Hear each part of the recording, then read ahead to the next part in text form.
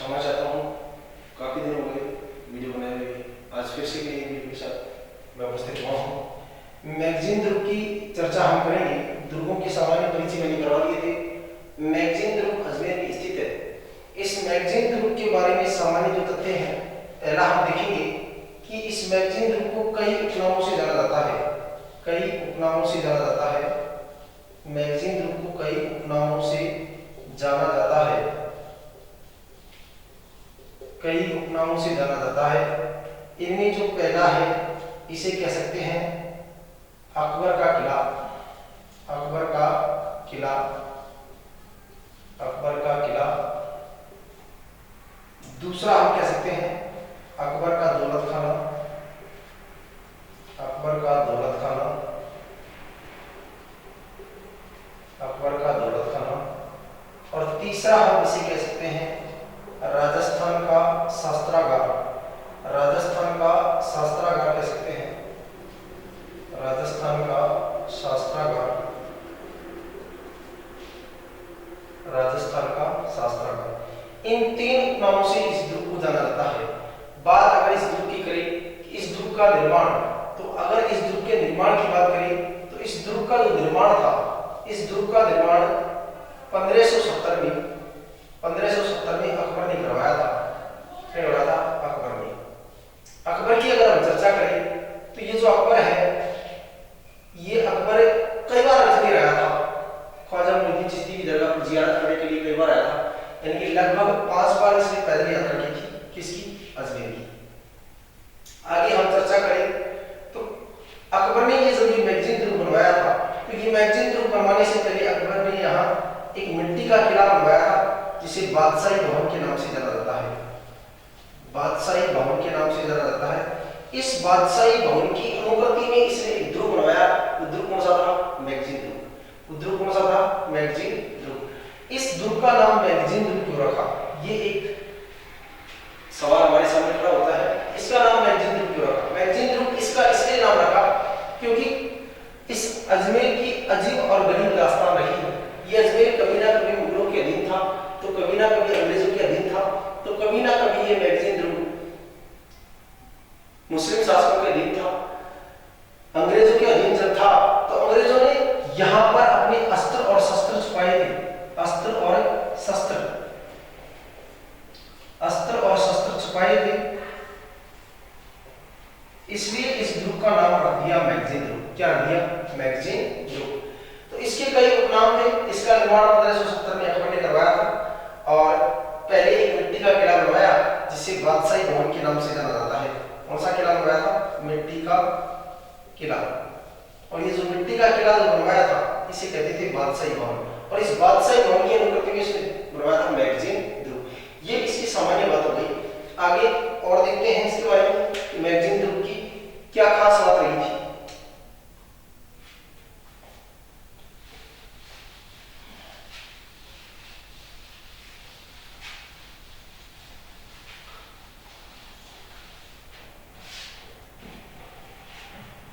अगर बात करें मैगजीन ध्रुव के बारे में, मैगजीन ध्रुव,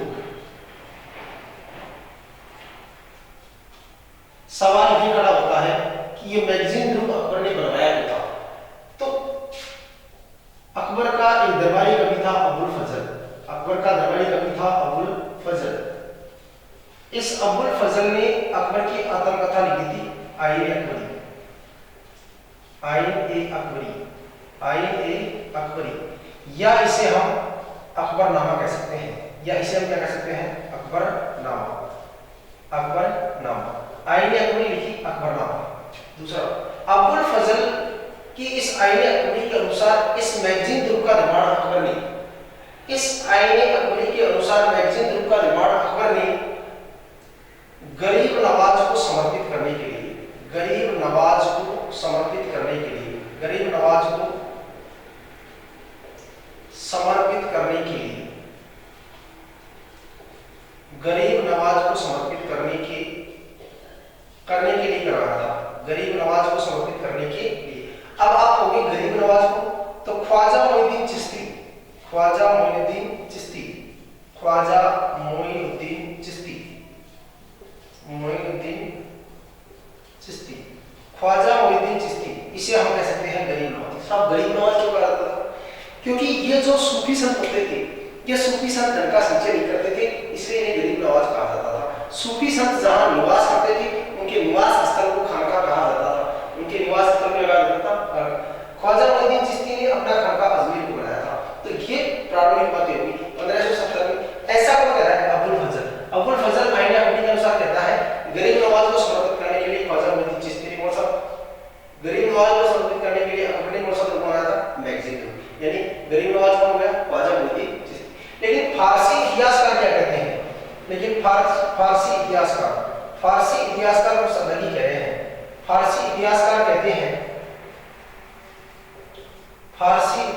कहते हैं कि ये जो मैगजीन ग्रुप था, इस मैगजीन ग्रुप का निर्माण गुजरात पर नियंत्रण रखने के लिए, गुजरात पर नियंत्रण रखने के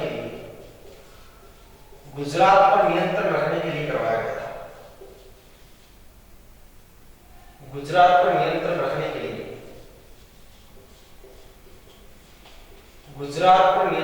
के लिए करवाया गया था।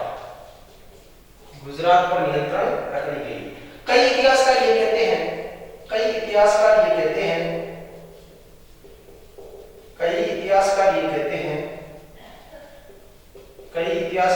हैं कि अकबर ने अपने स्थायी निवास के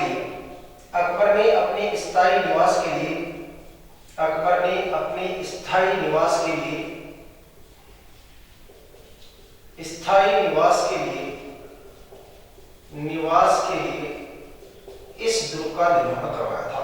स्थायी निवास के लिए इस द्रुप का निर्माण करवाया, यानी मैगजीन द्रुप का निर्माण अकबर ने आईने अकबरी के राइटर अबुल फजल यानी अपने दरबारी कवि अबुल फजल की पुस्तक आईने अकबरी के अनुसार गरीब नवाज को समर्पित करने के लिए अकबर ने इस मैगजीन ग्रुप का निर्माण करवाया था। गरीब नवाज ख्वाजा मोइनुद्दीन चिश्ती को कहते हैं। लेकिन फारसी इतिहासकारों के अनुसार इस ग्रुप का निर्माण अकबर ने गुजरात पर नियंत्रण रखने के लिए करवाया था।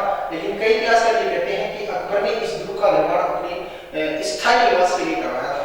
आगे देखते हैं इस ग्रुप में और क्या दार्शनिक स्थल है या और इसकी क्या विशेषताएं हैं।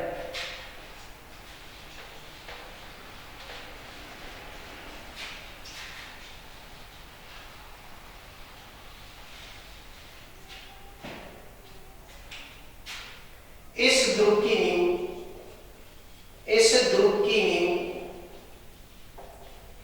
ग्रुप की नींव दादू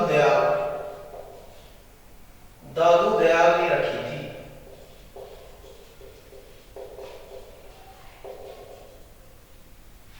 तथा इसका निर्माण अकबर ने 1570 में करवाया था। इसका निर्माण अकबर ने 1570 में करवाया था। आगे अगर हम बात करें तो यह दुर्ग 1857 की क्रांति का केंद्र माना जाता है। क्रांति का केंद्र माना जाता है।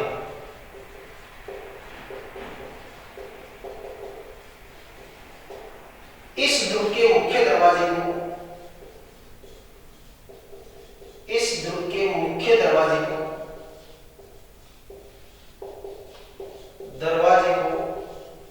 झांगरी दरवाजे के नाम से जाना जाता है।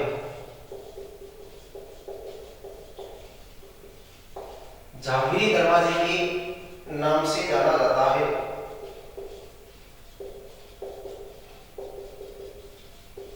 झांगरी दरवाजे के नाम से जाना जाता है। यह राजस्थान का एकमात्र पूर्णतः मुस्लिम व फारसी शैली में निर्मित दुर्ग है। मुस्लिम व फारसी शैली में निर्मित दुर्ग है। मुस्लिम व फारसी शैली में निर्मित क्या है? दुर्ग। ये कुछ बातें हैं, आगे इसकी देखते हैं।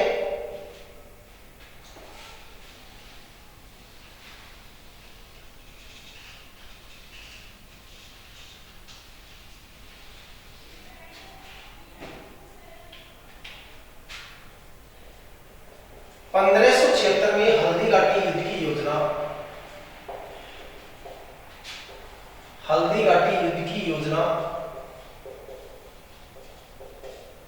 हल्दी घाटी युद्ध की योजना अकबर ने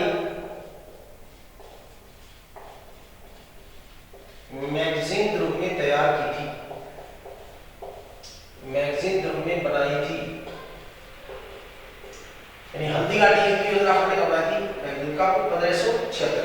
इसके अलावा बात करें अकबर के पुत्र,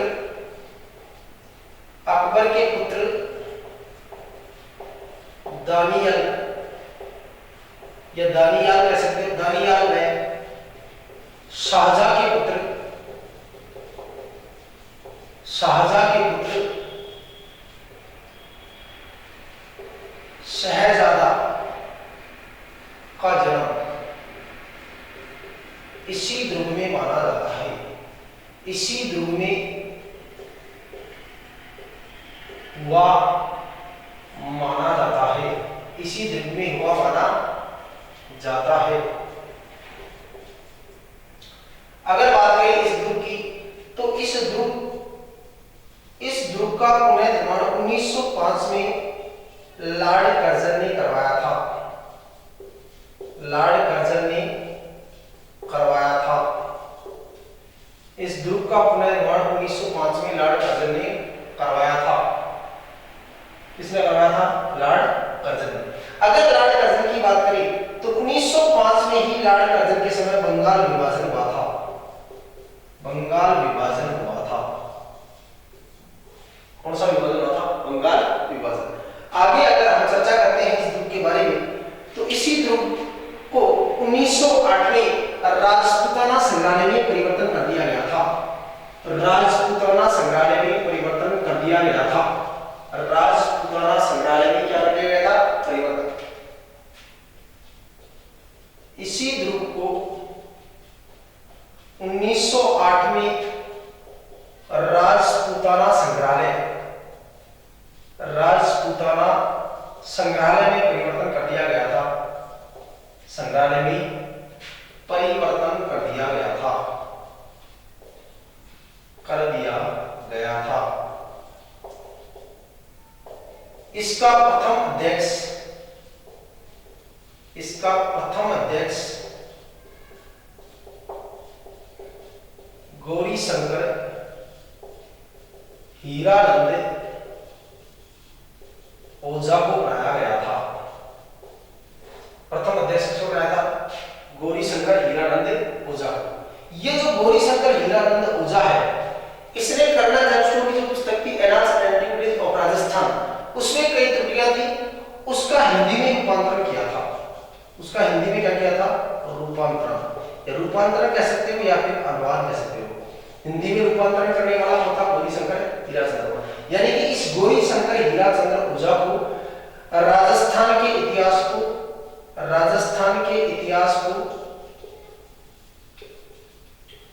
इस गौरी शंकर हीराचंद्र ओझा ने राजस्थान के इतिहास को सुनियोजित, सुनियोजित, सुनियोजित व क्रमबद्ध तरीके से, सुनियोजित व क्रमबद्ध तरीके से लिखा था, सुनियोजित व क्रमबद्ध तरीके से लिखा था। यानी इस गौरी शंकर हीराचंद्र ओझा को राजस्थान के इतिहास का, राजस्थान के इतिहास का आधुनिक जन्मदाता माना जाता है, आधुनिक जन्मदाता माना जाता है, आधुनिक जन्मदाता माना जाता है। इसी ध्रुव की अगर हम चर्चा करें तो इसी ध्रुव को 1968 में एक संरक्षित स्मारक के रूप में घोषित कर दिया गया था, एक संरक्षित स्मारक के रूप में घोषित किया गया था।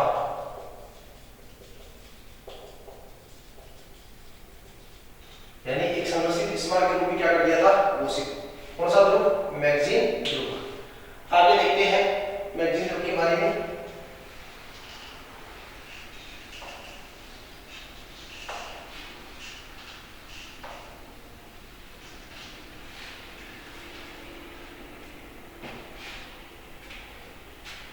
इसी ध्रुव में सन 1613 से लेकर 1616 के मध्य जहांगीर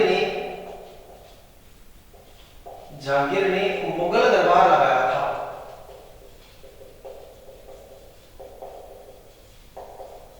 मुगल दरबार लगाया था। क्या लगाया था, मुगल दरबार। और इसी मुगल दरबार में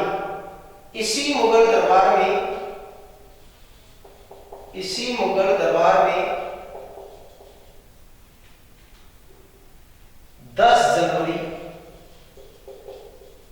1616 को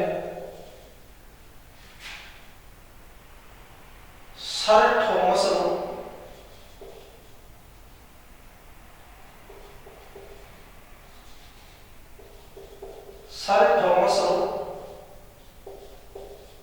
उपस्थित हुआ था।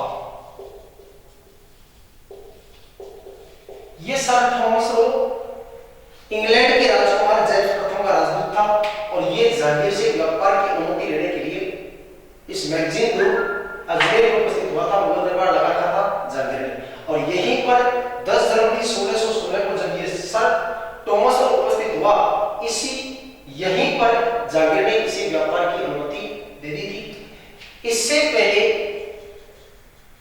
1608 में कैप्टन हॉकिंस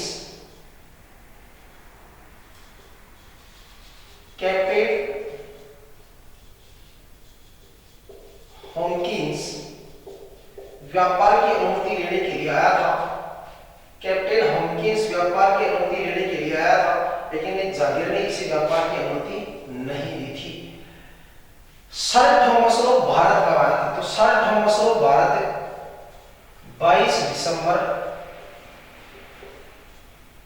1615 को आया था। 22 दिसंबर 1615 को कौन आया था, सर थॉमस रो। तो ये कुछ बातें थी मैगजीन ध्रुव की। अब मेरी रोज कंटिन्यू क्लास हुआ करेगी। ये मैगजीन ध्रुव तुम्हारा कंप्लीट होता है, मैं बीच में मैराथन क्लास लेके आऊंगा। उसमें जितना टॉपिक के बारे में बताऊंगा, जो टॉपिक होगा उसको एक बार मैं रिवाइज करूंगा। 2-3 घंटे की लगातार क्लास होगी। आगामी में लाइव आने की कोशिश करूंगा। सेटअप थोड़ा जमा नहीं है अभी लॉकडाउन की वजह से, तो सेटअप को थोड़ा डेवलप करने की कोशिश कर रहा हूँ। थोड़ा समय लग गया और आगामी रोज में वीडियो लेके आऊंगा। मेरे YouTube चैनल को सब्सक्राइब करें, लाइक करें, ज्यादा से ज्यादा शेयर करें। धन्यवाद। नेक्स्ट मुलाकात करोगी।